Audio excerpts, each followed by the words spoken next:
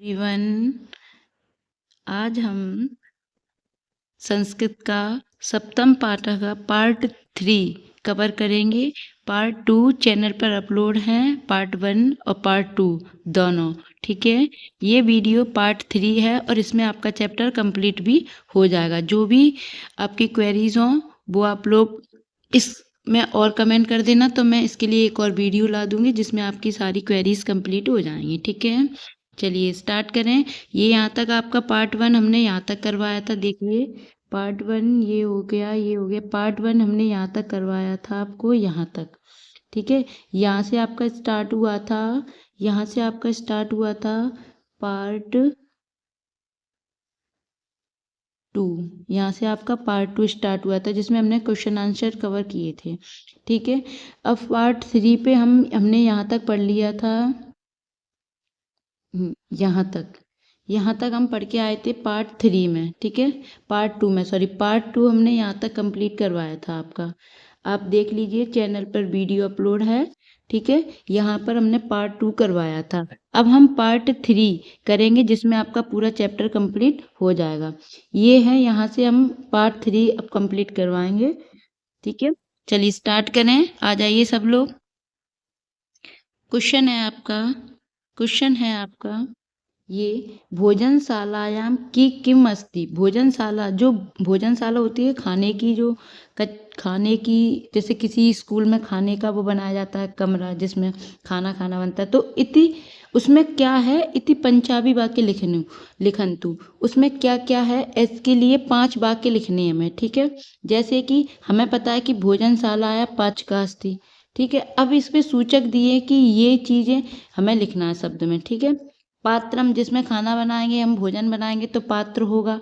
तंडुला होगा, साकानी होगी, साकानी लकड़ियां होंगी, अग्नि आग भी होगी और जल भी होगा। ठीक है, तो यही सब बताया है। इसके उत्तर ये रहे कि सबसे पहला है भोजनशालायाम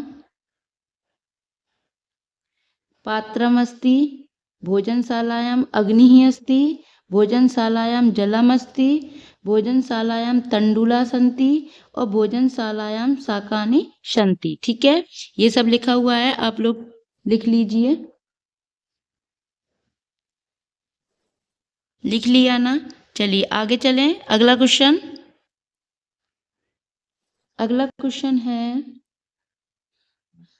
अधोलिखितेभ्य वाक्येभ्य अव्ययपदानि चित्वा लिखन्ति। अधोलिखितेभ्य, नीचे लिखे हुए वाक्य के अव्यय पद, उनमें से हमें अव्यय लिखना है ढूंढकर। ठीक है, तो सबसे पहला है अमितः गृहात् बहिः गच्छति। दूसरा है एकः वानरः वृक्षस्य उपरि तिष्ठति। एक वानर वृक्ष के ऊपर बैठा हुआ है। सः फलानि अधः क्षिपति। तत्र एक बिडालः अस्ति, बिडाला गृहस्य अन्तः प्रविशति। ठीक है, इसके हमें क्या अव्यय निकालना है। चलिए निकालते हैं आंसर। देखिए इसके क्या है। देखिए इसमें अव्यय कौन कौन से हैं। इसमें है अव्यय है वही, बाहर।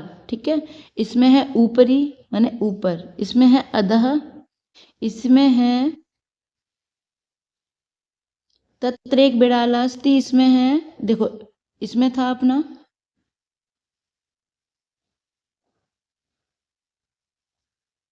वह, ऊपरी, अध, तत्र और अंतः प्रवशित। ठीक है, ये सब क्या है, इसमें अव्यय है। हमने अव्यय पे अंडरलाइन कर ली है, आप लोग लिख लीजिए एक बार।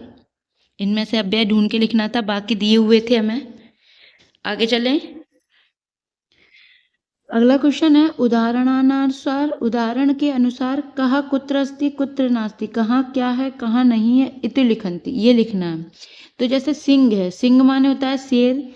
सिंह बने या कार्यालय, मतलब कहाँ होता है, कहाँ कुत्र अस्ति, कहाँ माने ये सब, कुत्र माने ये कहाँ होते हैं, तो ये लिखना है। तो जो सिंह होता है, सिंह मतलब शेर, शेर वन में होता है या कार्यालय में होता है, तो सिंहः बने अस्ति कार्यालय नास्ति। कार्यालय में थोड़ी ना होता है, वन में होता है शेर।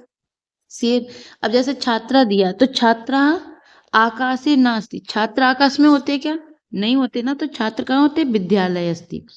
ऐसे ही मत्स्य समुद्रे अस्ति वृक्षे नास्ति। मधुरता मधुरता लड्डू के अस्ति कसाय नास्ति। उष्णता सूर्ये अस्ति उष्णता चंद्रे नास्ति। बानरः वृक्षे अस्ति और नद्याम नास्ति। जैसे उष्णता है, उष्णता कहाँ होती? चंद्रमा में होती, सूर्य में नहीं होती। तो उष्णता चंद्रे अस्ति सूर्य नास्ति। नौका जले अस्ति। नाव जल में होती है कि पर्वत पे होती? जल में होती ना, तो नौका जले अस्ति पर्वते नास्ति। उसी प्रकार अज्ञानम पंडिते नास्ति। अज्ञान पंडित में होता नहीं, वो तो ज्ञानी होती है पंडित। अज्ञानम मूर्खे अस्ति। मूर्ख में अज्ञान होता है। चंद्र अमावस्यायाम या पूर्ण्याम, पूर्ण्याम को पूरा होता है ना। चंद्रा पूर्ण्यायाम अस्ति अमावस्याम नास्ति। अवकाश सोमवारे अस्ति या रविवारे। अवकाश माने छुट्टी, अवकाश होता है ना, छुट्टी होती है। तो छुट्टी सोमवासरे मतलब सोमवार को होती है या रविवासरे रविवार को होती है। तो अवकाश सोमवारे नास्ति रविवासरे अस्ति। ठीक है, अब इसके एक बार वो देख ली। ये लिखिए, हमने बताया था ना अभी, वैसे ही लिखा है इसमें सब। मत्स्य समुद्रे अस्ति मत्स्य वृक्षे नास्ति। मछली समुद्र में होती हैं, वृक्ष पर नहीं होती हैं। मधुरता लड्डू के अस्ति। मधुरता माने मीठापन लड्डू में होता है। लड्डू के कसाय नास्ति। लड्डू कड़वे नहीं होते। उष्णता सूर्य अस्ति। उष्णता किस में होती है? सूर्य में। उष्णता माने उष्ण गर्मी।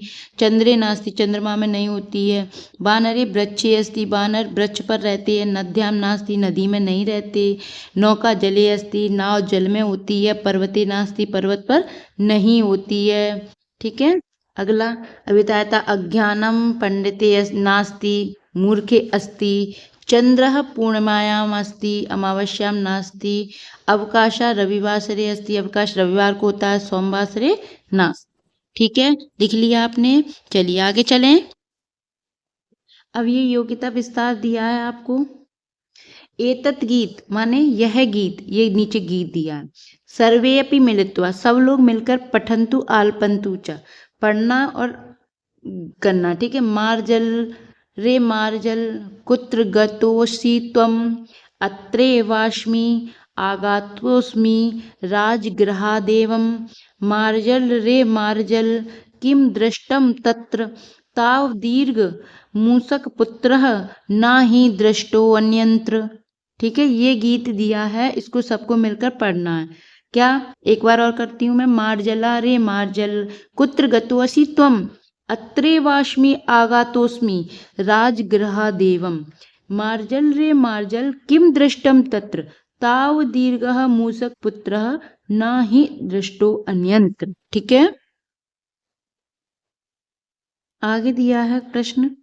पाठे स्थूलाक्षरा लिखिता शब्दा अव्ययपदानि सन्ति अत्र इति अव्ययं परिशीलयाम।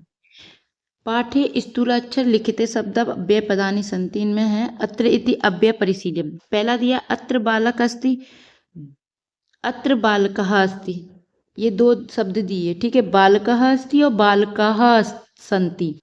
तो द्वयो वाक्यो अत्र इति पदे वचनभेद नास्ति। जो द्वयो वाक्यो है ना, उनमें अत्र है, इसलिए वचन भेद नहीं है। तीसरा अत्र गायिका गायति अत्र गायकः गायति। तो द्वयो वाक्यो अत्र, दोनों वाक्यों में अत्र है। इति पदे लिंग भेद नास्ति, इसलिए इसमें लिंग का भेद नहीं है। अत्र सुधा खंडेन लेखनम भवति अत्र गृहेषु स्वच्छता भवति। द्वयो वाक्यो अत्र इति पदे विभक्ति भेद नास्ति, इनमें क्या है ना, विभक्ति का भेद नहीं है। ठीक है, अगला है अव्यय लक्षणम। सदृशम त्रिषु लिंगेषु सर्वासु च विभक्तेषु वचनेषु च सर्वेषु यन्न वेति तद्वयम्। अव्यय पदेषु वचन वेद विभक्ति वेद लिंग वेद च। अव्यय के पद में वचन का भेद और विभक्ति का भेद और लिंग का पद भेद नहीं होता है। एतानि अव्ययानि पदानि, ये अव्यय के पद सर्वदा समान रूपेण वाक्य भवति। सब सर्वदा माने सभी प्रकार से समान रूप के वाक्य होते हैं। ठीक है, इनमें विभक्ति भेद वचन भेद और लिंग भेद नहीं होता है अव्यय के। ठीक है, आगे चलते हैं। इन वाक्यों को एक बार पढ़ना है। निम्नलिखितानि वाक्यानि सावधानम, सावधानम मतलब सही से पठन्तु लिखन्तु च, पढ़ना लिखना है। छात्रः अत्र अस्ति, क्रीडाङ्गणं तत्र अस्ति, कन्दुकः कुत्र अस्ति, नगरम् अन्यत्र अस्ति, परमेश्वर सर्वत्र अस्ति और भोजनम अत्र नास्ति। ठीक है, इनको पढ़ लेना एक बार। आगे चले। अब ये थोड़ा दिया है नीचे, इसको भी एक बार पढ़ लेते हैं। पाठे मार्जर सावका नाम नामानि पश्यन्तु। पाठ में आपने बिल्ली के बच्चों के नाम देखे थे, पढ़े थे। तेषाम नामकरणे राधिका किम चिंतनम अस्ति, उनके नामकरण के बाद राधिका ने क्या चिंतन किया, मतलब कैसे रखे। तदनुसार स्वान मध्ये किम उद्देश्य स्यात् इति विमर्शम कुर्वन्ति, और उसके बाद वह क्या उनसे क्या कर रही थी। तो उत्तर क्या है, मार्जर सावका नाम, बिल्ली के बच्चों के नामकरण राधिकायाम चिंतनम आसीत, उनने इस प्रकार रखे थे, उसने राधिका ने बिल्ली के बच्चों के नाम कि यत तन्वी शरीर से सौंदर्यण सुंदरी आसीत, तन्वी शरीर के से सौंदर्य मतलब सुंदर थी, सुंदरता थी उसके शरीर की सौंदर्य सुंदर था। मृदवी स्पर्श अतीब कोमला, मृदवी स्पर्श करने में बहुत ही कोमल थी। सबला चित्रवर्ण आसीत, सबल चित्रवर्ण का था। भीमा स्थूल आसीत, भीम स्थूल था। राधिका तेषाम नामानि शरीरस्य गुणानुसारेण अचिंत्यत, उसने उनके गुणों के आधार पर उनके क्या किए थे, नाम रखे हुए थे। ठीक है, अगला प्रश्न है, विद्यालय परिसरे, विद्यालय के परिसर में किम अस्ति किम नास्ति, क्या है क्या नहीं है। इति लिखन्तु कक्षाया च श्रवयन्तु, ऐसा लिखकर कक्षा में सुनाइए। उत्तर है, विद्यालय परिसरे, विद्यालय में परिसर में एकम क्रीड़ा क्षेत्रम अस्ति, खेल का मैदान है। विद्यालय से भवनम, विद्यालय का भवन भव्य विशालम च अस्ति, बहुत बड़ा और विशाल है। विद्यालयम परितः वृक्षा सन्ति, वहाँ बहुत सारे वृक्ष लगे हुए हैं। पादपेषु सुंदराणि पुष्पाणि विकसन्ति, उनमें पेड़ों पर क्या सुंदर सुंदर पुष्प यानी फूल हैं। विद्यालय से भवने अनेके कक्षा, विद्यालय के भवन में अनेक कक्षा प्रकोष्ठा च सन्ति, अन्य कक्षाएं, बहुत सारी कक्षाएं बनी हुई हैं। ठीक है, आगे। एकः पुस्तकालय अस्ति, एक पुस्तकालय है। तत्र एक भोजनालय अपि अस्ति, और वहाँ एक भोजनालय भी है। तत्र सर्वत्र स्वच्छम क्षेत्रम अस्ति, वह सभी जगह से स्वच्छ क्षेत्र मतलब सब जगह स्वच्छता है, मतलब साफ सफाई है। अस्वच्छता नास्ति, गंदगी नहीं है। ठीक है, ये और देख लेना एक बार। बिडाला कुत्र उपरि, बिडाला फलकस्य उपरि अस्ति। अधः बिडालय फलकस्य अधः अस्ति। कोणे बिडाला फलकस्य कोणे अस्ति।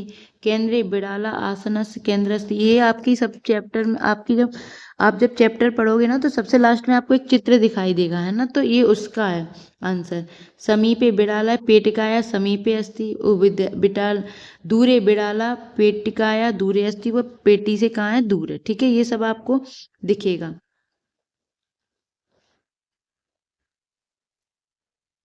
अगला, अंत बिडाला पेटिका अंत अस्ति, बाहि बिडाला पेटिका बाहि अस्ति, पुरता बिडाला कंदुकस्य पुरता अस्ति।